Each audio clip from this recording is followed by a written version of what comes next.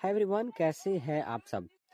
जैसा कि हम सब जानते हैं कि अभी सावन का महीना शुरू हो चुका है और ये पूरा का पूरा सावन का महीना महादेव को समर्पित होता है। इस वीडियो में हम लोग यह जानने की कोशिश करते हैं कि ये सावन का महीना ही क्यों, ये पूरा का पूरा सावन का महीना ही महादेव को क्यों समर्पित होता है। इस सावन के महीने के पीछे का साइंटिफिक रीजन को हम लोग जानने की कोशिश करते हैं। देखिए, सावन का महीना ना सिर्फ रिलीजियस बल्कि साइंटिफिक पॉइंट ऑफ व्यू से भी काफ़ी इम्पोर्टेंट है और हम लोग इस वीडियो में सावन महीने के पीछे साइंटिफिक रीजन को ही जानने की कोशिश करेंगे। देखिए, सावन का जो महीना है वो मॉनसून से रिलेटेड है। अगर साइंटिफिक पॉइंट ऑफ व्यू से देखा जाए तो सावन का महीना वेदर के चेंज होने के समय में आता है।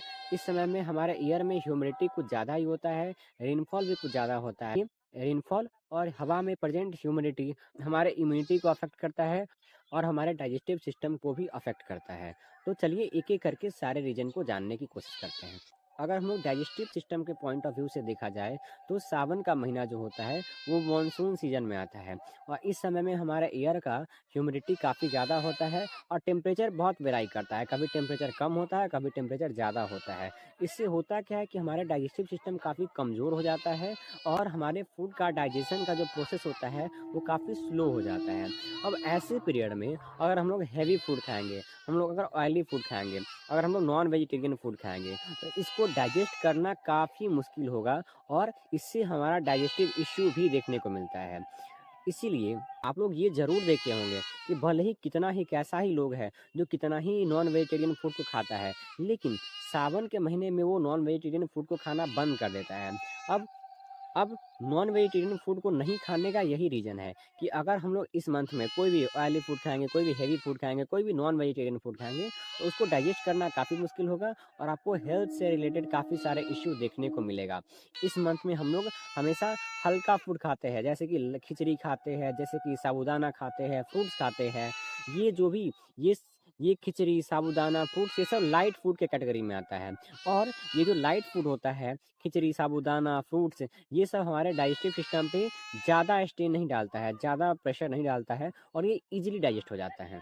अब इम्यूनिटी की बात करते हैं, तो अकॉर्डिंग टू आयुर्वेदा सावन के महीने में हमारा इम्यून सिस्टम काफ़ी कमज़ोर होता है, जिसके कारण हमारे बॉडी में वाटर से होने वाले डिजीज़ का खतरा काफ़ी ज़्यादा बढ़ा रहता है। अगर इस सीज़न में हम लोग नॉन वेजिटेरियन फूड को अगर अवॉइड करते हैं, तो हम लोग काफ़ी सारे बैक्टीरियल और काफ़ी सारे पैरासिटिक इन्फेक्शन से अपने आप को बचा लेंगे। तो अगर हम लोग इस महीने में नॉन वेजिटेरियन फूड को अवॉइड करेंगे, तो हम लोग अपने आप को बैक्टीरियल और पैरासिटिक दोनों तरीके के इन्फेक्शन से अपने बॉडी को इन्फेक्ट होने से बचा लेंगे। अब तीसरी बात करेंगे तो इस सीजन में रेनफॉल कुछ ज़्यादा होता है और रेनफॉल ज़्यादा होने के कारण आसपास हर एक जगह पे पानी पानी भरा होता है और वाटर बॉर्न डिजीज़ होने का रिस्क काफ़ी ज़्यादा हाई होता है। मॉनसून का जो सीज़न होता है वो बहुत सारे वाटर बॉर्न डिजीज़ का ब्रीडिंग ग्राउंड होता है। इस सीज़न में हमारा वाटर काफ़ी कंटेमिनेट होगा और हर चीज़ फूड भी काफ़ी कंटेमिनेट होगा। हम लोग जो भी चीज़ को कंज्यूम करते हैं वो काफ़ी ज़्यादा कंटेमिनेट होता है और अगर हम लोग व्रत रखते हैं, उपवास रखते हैं, तो हम लोग अपने डाइट का और अपने हाइजीन का बहुत ही ज़्यादा ध्यान रखते हैं और ऐसा ही फूड खाते हैं जो कि इजीली डाइजेस्ट हो, जिससे कि हम लोग का डिजीज़ का रिस्क को बहुत हद तक कम किया जाता है। तो सावन के महीने में हम लोग जब भी व्रत रखते हैं, देखिए व्रत के बारे में बहुत कुछ बताने की बात है। इसके बारे में मैं डिटेल वीडियो बहुत जल्दी बनाऊँगा।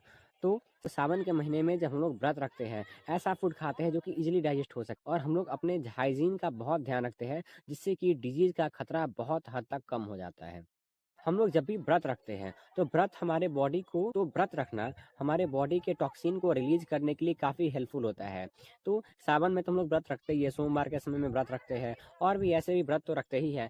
तो सावन के महीने में जब हम लोग व्रत रखते हैं तो हमारा बॉडी क्लीन होता है और जो भी टॉक्सिन वगैरह होता है वो सब बॉडी से बाहर निकल जाता है। तो ये तो कुछ रहा साइंटिफिक रीजन सावन के महीने के पीछे। ऐसा कहा जाता है कि सावन का महीना भगवान शिव के लिए काफ़ी खास है। क्यों ऐसा मान्यता है कि जब समुद्र मंथन हुआ था, समुद्र के अंदर से जो हलाहल विष मिला था, भगवान शिव ने इसे निगल करके अपने गला के पास रख लिया था। हम लोग इसके बारे में अभी डिटेल में तो नहीं जानेंगे। अगर आप लोग इसके बारे में भी जानना चाहते हैं तो प्लीज़ कमेंट में बता दीजिए। इसके बारे में भी मैं बहुत जल्द डिटेल वीडियो बना दूंगा।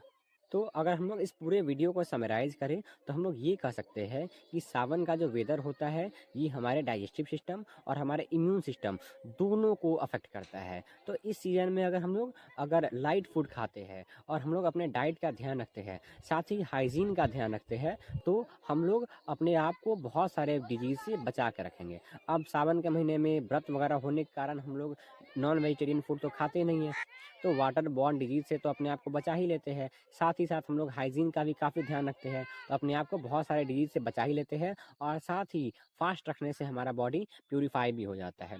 तो ये तो कुछ रीज़न है सावन महीने के पीछे। मैं बहुत जल्दी काफ़ी सारे चीज़ों के बारे में वीडियो बनाऊँगा। मंदिर को क्यों बनाया जाता है? मंदिर को बनाने के पीछे क्या रीज़न है? इसके पीछे मैं वीडियो बना चुका हूँ। मंदिर जाने से क्या फ़ायदा होता है? इसके पीछे भी मैं वीडियो बना चुका हूँ। आई होप आप लोगों को वीडियो पसंद आया होगा। आप लोग जिस चीज़ के बारे में जानना चाहते हैं प्लीज़ कमेंट में बता दीजिए। हम लोग उसके बारे में भी वीडियो बहुत जल्द ही बनाएँगे। चलिए, आज की इस वीडियो में इतना ही। मिलते हैं अगले वीडियो में, तब तक के लिए हर हर महादेव।